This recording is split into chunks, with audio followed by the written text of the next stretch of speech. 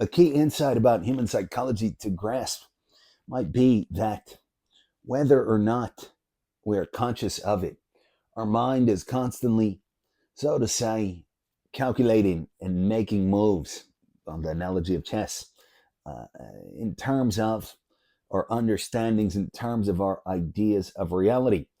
And these moves profoundly shape who it is that we become in an all encompassing way and profoundly affect our experience of life, our actions, our relationships, and everything else. What does that mean? It means that taking first of all other people, right? I'm the observer and question are other people. The actions, the lives of other people might appear to be irrational and nonsensical. This person's all spun up, right? A whole bunch of conflicts and neuroses and who knows what. Makes no sense. Something that, for example, psychological analysis has extensively demonstrated is that it does make sense.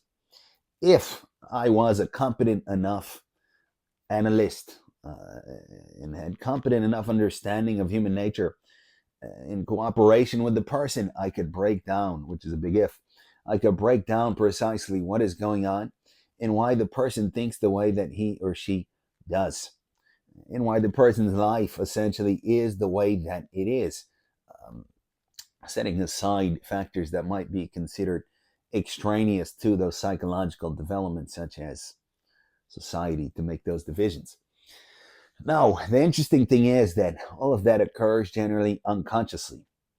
And consequently, we don't know what we are becoming and what we shall become because usually we push off that underneath the surface intentionally. And all those calculations are being made. The chess game on that analogy is being played, but we don't know what is being played. So the key here would be to try to make our thinking conscious. At least don't squeeze it out and learn to attend to it and analyze how we are responding and how we are progressing psychologically. What are some concrete examples now to take our own self from the first person point of view? Let's say that, um, you know, in question is some situation I feel insecure. Take a case from a psychological case study. Right, and a lady, the teacher, she continues to fail a math exam, which if she passed would put her in a different school district. Why does she do it? Analysis reveals it's a richer school district. She came from a poor background. She has an inferiority complex. She does not want to feel inferior, and consequently, she doesn't want to pass the math test and be in that different district. It's unconscious to her. I'm that lady, let's say, again, first person point of view. Here, instead of pushing things underneath the surface, I don't want to know why I'm failing. I don't want to know what's going on. Right? I bring it to the surface. I ask myself, why do I keep failing a math test? I'm not stupid. I'm a teacher. I actually did good in math back in the day. I should be able to pass the simple math test.